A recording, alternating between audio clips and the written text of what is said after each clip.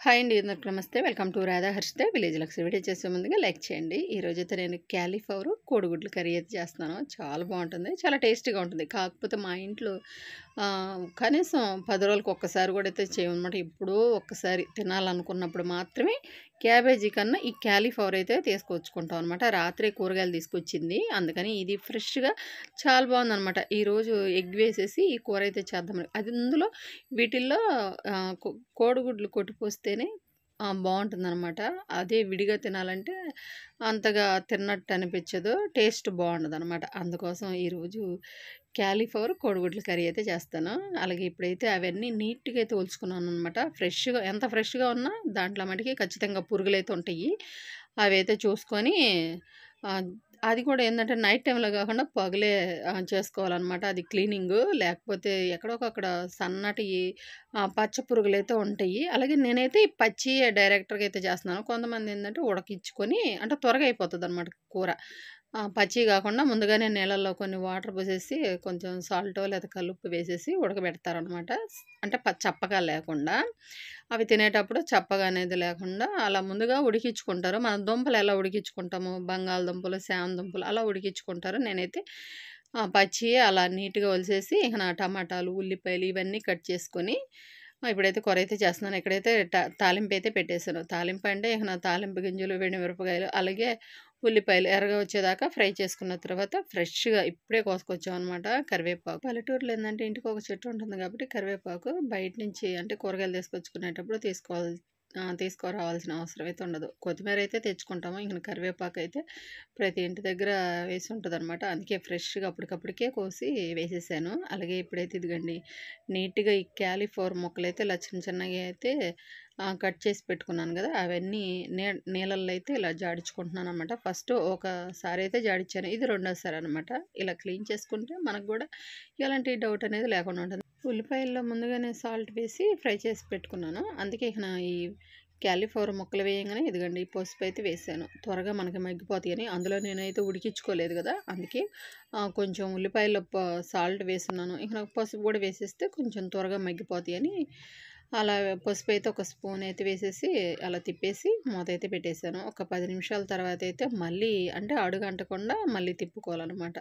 10 నిమిషాల తర్వాత బాగా మగ్గిపోయినాయి గదా! ఇప్పుడైతే సన్నగా కట్ చేసి పెట్టుకున్న ఈ టమాటా ముక్కలైతే ఇలా అయితే వేసుకున్నామనమాట. మధ్య మధ్యలో ఇవి ఇలా అంటే స్టవ్‌ని సిమ్‌లో పెట్టుకొని ఇలా మధ్య మధ్యలో చెక్ చేసుకుంటూ ఇవి బాగా ఉడికించుకోవాలనమాట. అప్పుడే మెత్తగా వచ్చేస్తాయి. ఇవి చూడటానికి గట్టిగా ఉంటాయి గానీ ముందుగానే ఉడికించుకోవచ్చు. లేదా ఇలా డైరెక్ట్‌గానే ఇది ఇలా అయినా వండుకోవచ్చనమాట. ఇప్పుడైతే సన్నగా కట్ చేసి పెట్టుకున్న టమాటా ముక్కలు వేసేసి అలా తిప్పేసి మూతయితే పెట్టేశాను. ఈలోపు కొంచెం అవి ఉడకటానికి అంటే మగ్గటానికి కొంచెం టైం పడుతుంది గదా! ఇదిగండి నేను నిన్న సాయంత్రం కడిగేసిన అంటే ఒక్కోసారి సాయంత్రమే కడిగేస్తాను. అసలు ఎక్కువ శాతం నేను ఉదయం కన్నా సాయంత్రమే కడిగేస్తాననమాట అంట్లయితే.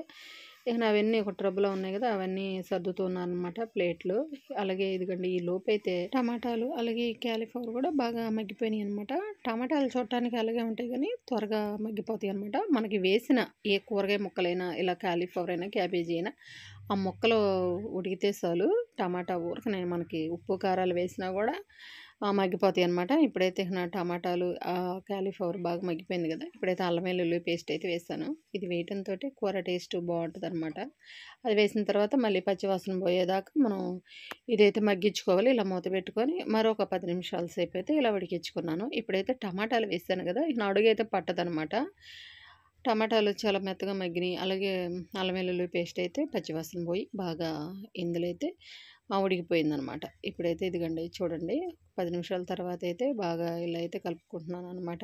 చాలా బావుంటుంది. చాలా టేస్ట్‌గా ఉంటుంది. ఇంకా ఇది విడిగా తినే కన్నా కోడిగుడ్లు గాని ఇందులో కొట్టిపోసామంటే చాలా బావుంటది. ఇప్పుడైతే నేను ముందుగా రెడీ చేసి పెట్టుకున్న ధనియాల, జీలకర్ర పౌడర్ అయితే ఉంది. అదైతే ఒక స్పూన్ అయితే వేసాను. ఎక్కువైతే వేయలేదనమాట. అలాగే కొంచెం సాల్ట్ అయితే వేసాను.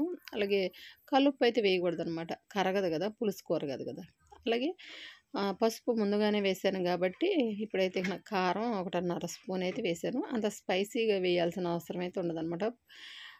ఇది పొడి కూరే గాబట్టి కారం ఎక్కువేస్తే పిల్లలు గూడా తినలేరు గదా! అందుకని 1.5 స్పూన్ అయితే వేసాను. ఇక వేసిన తర్వాత మొత్తం అయితే ఇలా అయితే కలుపుకున్నాననమాట. చూసారా? కూరైతే బాగా ఉడికిపోయిందనమాట. మనం విడిగానే ఉడకబెట్టుకోకపోయినా గూడా, కొంచెం లేట్ అయినా గూడా, ఇలా ఉడికించుకున్నా గూడా త్వరగానే ఉడికిపోతది. ఇప్పుడైతే ఇదిగోండి మొత్తం మిక్స్ చేసుకున్న తర్వాత ఒక 4 కోడిగుడ్లయితే ఇలా కొట్టిపోసాను. కొన్నైతే గట్టిగా ఉన్నాయి, కొన్నైతే లూజ్‌గా ఉన్నాయి చూసారా? కోడిగుడ్లు కొట్టిన తర్వాత సమ్మర్ టైమ్ వచ్చేసింది కదా! అందుకని కోడిగుడ్లయితే కొంచెం చూసుకొని తీసుకోవాలనమాట. అది ఇలా నీరు గారినట్టుగా ఉంటాయి. గట్టిగా మనకి గుడ్డులాగా అయితే ఉండవనమాట. అలాగే ఇప్పుడు 4 కోడిగుడ్లయితే కొట్టేసాను గదా! అలాగే ఇప్పుడు ఒక 10 నిమిషాలు మూత పెట్టుకొని ఉడికించుకున్నాను. అంటే కోడిగుడ్లు కొట్టంగానే అంటే ఇందులో కర్రీలో వేయంగానే పచ్చి కోడిగుడ్లు గదా! వెంటనే అయితే కదపకూడదనమాట. ఒక 10 నిమిషాలు సిమ్‌లో పెట్టుకొని ఉడికించుకున్న తర్వాత అవి కొంచెం గట్టిపడిపోతాయి. గట్టిపడిన తర్వాత అప్పుడు మాత్రమే ఇలా అయితే తిప్పుకోవాలనమాట. ఇక పైనున్న ఈ గుడ్డు పొరటు ఇలా అడుక్కైతే తిప్పేసేయాలి. తిప్పేసిన తర్వాత ఇదిగోండి మరి ఇంకో 10 నిమిషాల సేపయితే ఇలా మూత పెట్టుకొని ఉడికించుకోవాలి. 10 నిమిషాల తర్వాతయితే చూడండి ఎలా ఉడికిందో. బాగా ఉడికిపోతదనమాట. వెంటనే కోడిగుడ్డు ఇందులో వేయంగానే ఇదే కాదు టమాటాల్లో, ఉల్లిపాయల్లో వెంటనే కొట్టంగానే మనం కదిపామనుకోండి బావుండదనమాట.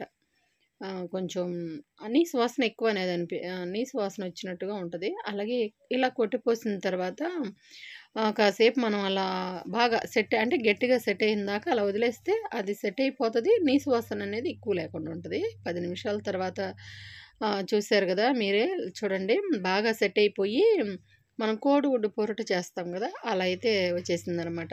ఇలా చేసుకుంటే చాలా బావుంటది. నీసు స్మెల్ అయితే ఉండదు. అలాగే టేస్ట్ కూడా చాలా బావుంటుంది. అసలు మా ఇంట్లో ఈ కూరైతే మేము కనీసం 10 రోజులకి ఒక్కసారి కాదు, నెలలో ఒక్కసారి కూడా అయితే వండము. ఎప్పుడూ తినాలనుకున్నప్పుడు మాత్రమే ఈ క్యాబేజీ అయితే తక్కువ. క్యాలీఫ్లవర్ ఎప్పుడూ ఒక్కసారి తినాలనుకున్నప్పుడు మాత్రమే అప్పటికప్పుడే తెచ్చుకుంటామనమాట. కానీ తింటే చాలా మంచిది. కానీ ఇలా చేసుకొని తింటే ఇంకా చాలా బావుంటదనమాట. చూసారా? గుడ్లు కొట్టిన తర్వాత అంటే కోడిగుడ్లు కొట్టిన తర్వాత కదపకుండా అలా 10 నిమిషాలు ఉంచేసి మళ్ళీ ఇంకో 10 నిమిషాలు మళ్ళీ అవి తిరగదిప్పి ఉంచిన తర్వాత పొడి పొడిగా ఎలా వచ్చినాయో ఇలా అయితే చేసుకుంటేనే కూర టేస్ట్ బావుంటుంది. ప్రతి ఒక్క కూర ఏందంటే మనం చేసుకునే విధానాన్ని బట్టి ఈ టేస్ట్‌లనేవి ఒక్కొక్క కూర టేస్ట్ దనం అనేది తెలుస్తదనమాట. మొత్తానికి ఇప్పుడైతే కూర అయితే చాలా బాగా అయితే కుదిరిందనమాట.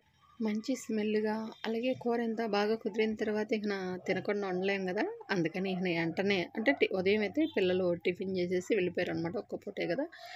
కూర ఉడకంగానే ఇలా ఇష్టంగా అలాగే టేస్టీగా కుదిరిన తర్వాత మనకే అర్థమైపోతది గదా! అందులో నేనైతే ఉదయం అయితే టిఫిన్ అయితే తినలేదు.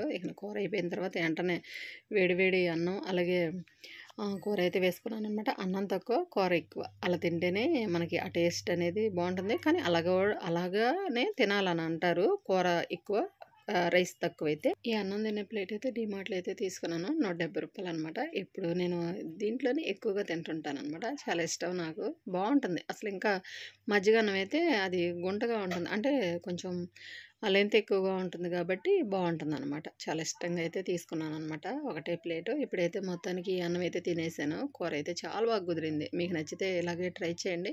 మాక్సిమం అందరికీ తెలిసే ఉంటదిలెండి. అన్నం తిన్నానంటే ఖచ్చితంగా నాకు క్లీనింగ్ అంటే ఇందాకే అన్నం తినకముందే క్లీన్ చేసేదాన్ని స్టవ్ దగ్గర. కాకపోతే అప్పుడు కొంచెం వేడిగా ఉంటుంది గదా! మన చేతులకి కాలుతూ ఉంటుందనమాట. అందులో గ్లాస్ లిడ్ ఉన్న స్టవ్ గదా! కొంచెం చల్లారిన తర్వాత క్లీన్ చేయాలి. అంతేనండి. వీడియో నచ్చితే